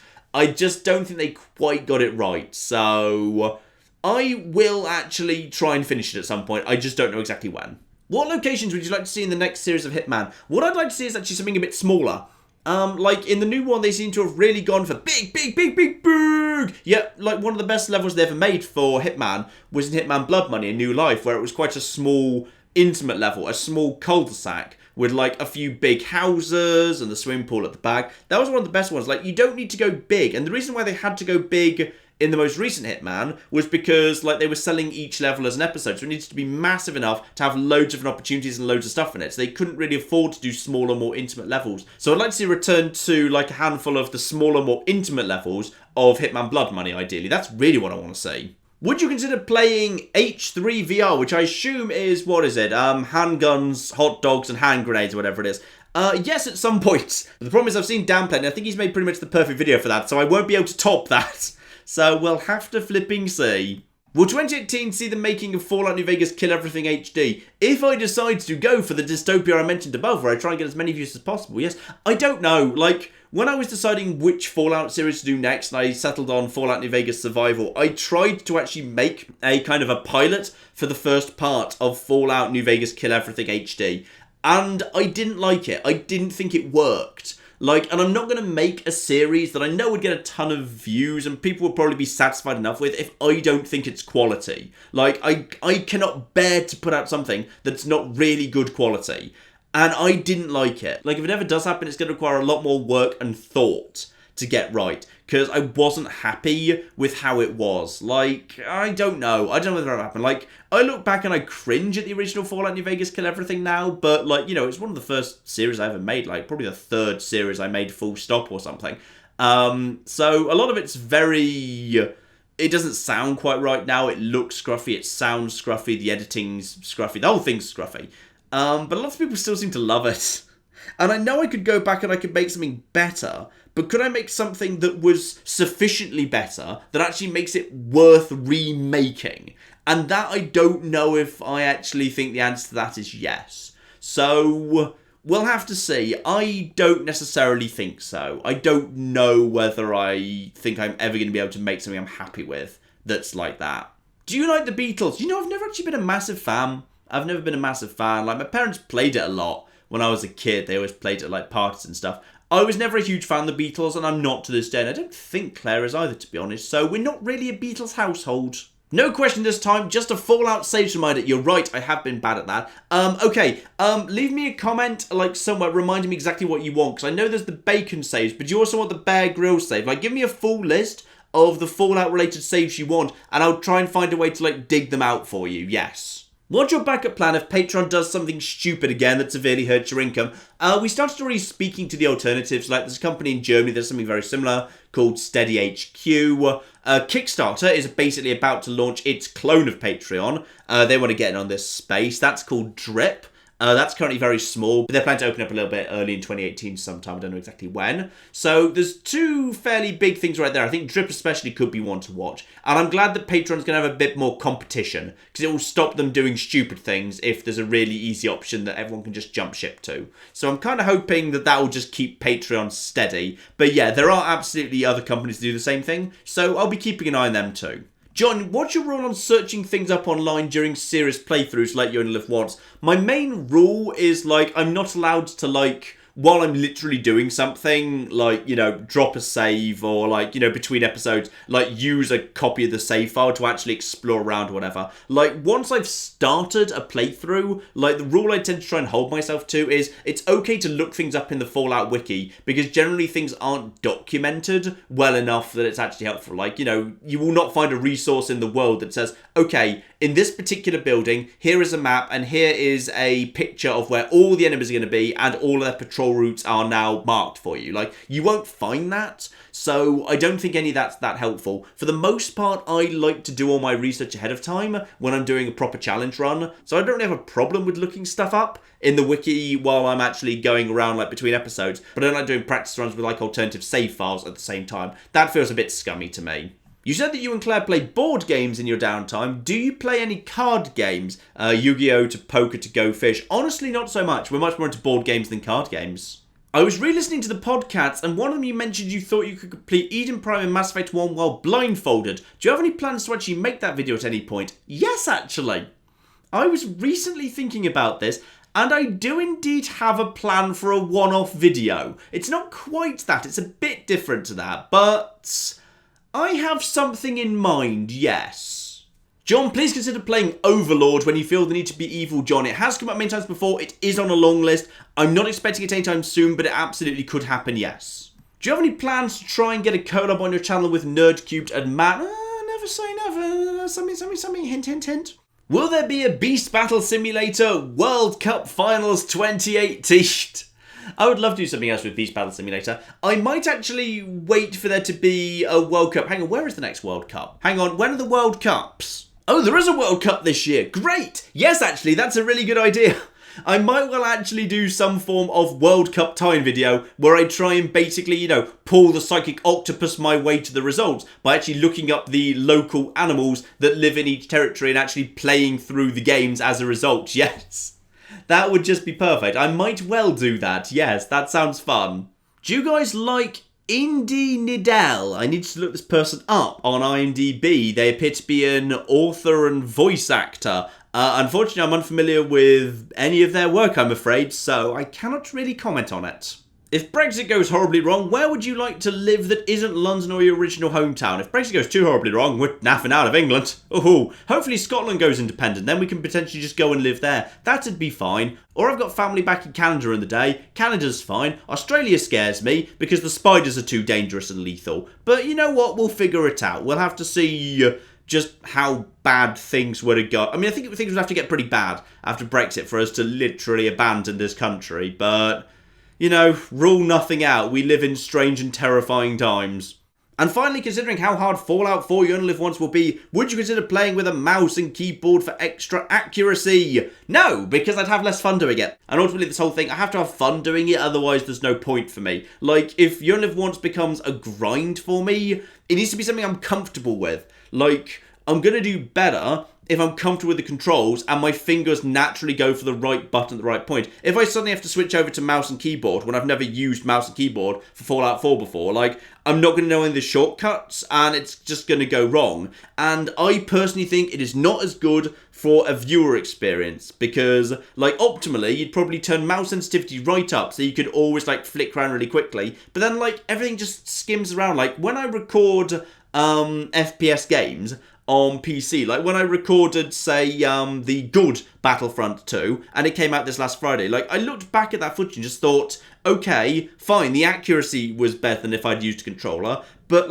I thought it looked ugly because, the view was spiralling all over the place because I was trying to look over to something and I was spinning round, and I think it wasn't a pleasant experience. I think, things are a lot smoother and nice to look at with a controller. So I am happier with the controller because even though it robs me of a tiny bit of accuracy, the fact that I think it's a more pleasant experience for you, a more pleasant experience for me, and I'm more comfortable with what the controls are, so I'm very confident that when I need to, I can hit the right button at the right time, I think that makes it worthwhile for me. So that's what I'm going to be doing. I do not intend to do keyboard and mouse. But, there is nothing in the rules of You Only Live Once saying I can't change over. So I am absolutely thinking that if there is a particular section where I think it might be particularly advantageous, I might well, for the odd section or part, switch over to keyboard and mouse, yes. But for the most part, it will be controllery. And on that revelation, ladies and gentlemen, I think we should leave things off here because my throat feels terrible. I've been drinking this kind of weird syrup stuff that's French and Claire gets in, but it's very good for stopping me coughing while I'm making videos and whatever. So I've just been downing that recently. I think it's very sugary though. I think I can feel my teeth melting because I've just been drinking this stuff all day. It's mojito flavoured. It's very nice. It's been keeping me going, but I think it's rotting my teeth, so I should probably stop. But I should probably stop with this as well. This has been going on for... How has it been going on for?